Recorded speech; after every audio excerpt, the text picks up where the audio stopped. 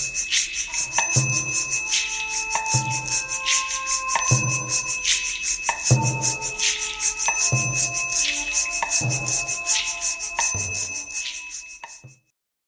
Patterson Clark from Washington, D.C. and Maryland's Eastern Shore.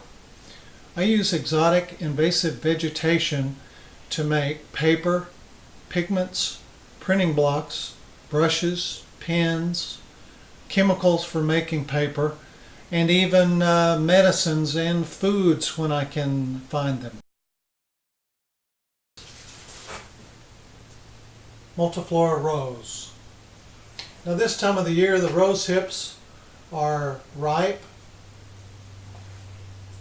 and pretty tasty, sort of sweet tart. I get a little vitamin C hit from them. And I'm careful where I put the seed. I don't want to propagate this plant. I just want to take it out. Is this plant, white mulberry. This was brought to New York's Long Island in the early 1800s for the silk industry so that silk caterpillars could eat the leaves. In winter, I take the stems, cut them, steam the stems, strip off the bark, scrape off the outer bark, cook the inner bark in a solution of mulberry wood ash lye, wash the fibers, beat them by hand, suspend the pulp in a vat of water, and form a sheet with a mold and decal.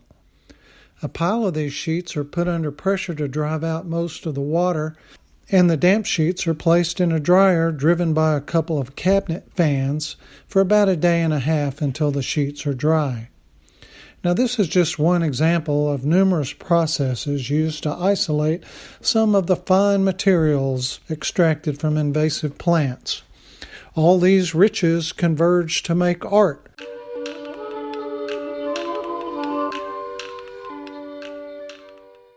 The aim is for the art to reflect its material origin. Here are the pieces shown at the North Dakota Museum of Art. Bowl is a painting on white mulberry paper using blue pigment from bush honeysuckle, yellow from the inner bark of leatherleaf mahonia, green from Irish ivy leaves, and rusty red from the stems of multiflora rose.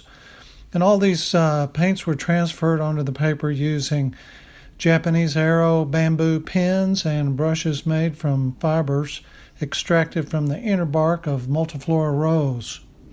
The black ink is derived from soot of burned weeds. Of course, all the plants illustrated here are exotic invasive weeds that grow in the District of Columbia.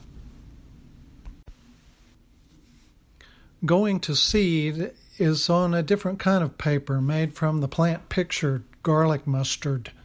The drawing was made with charcoal from roasted ivy stems. That green is a garlic mustard ethanol leaf extract. The orange comes from the roots of Asiatic bittersweet. Index 1312 is a print on white mulberry paper using relief printing blocks of Norway maple. The three primary colors of my weed color wheel are prominent here: bush honeysuckle blue, leatherleaf mahonia yellow, and multiflora rose red with mulberry wood scrap soot black.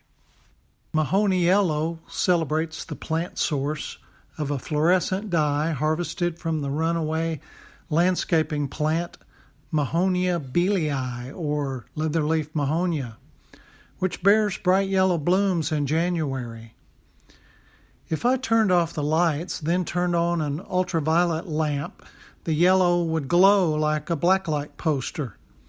The chemical here is berberine, a powerful antimicrobial compound.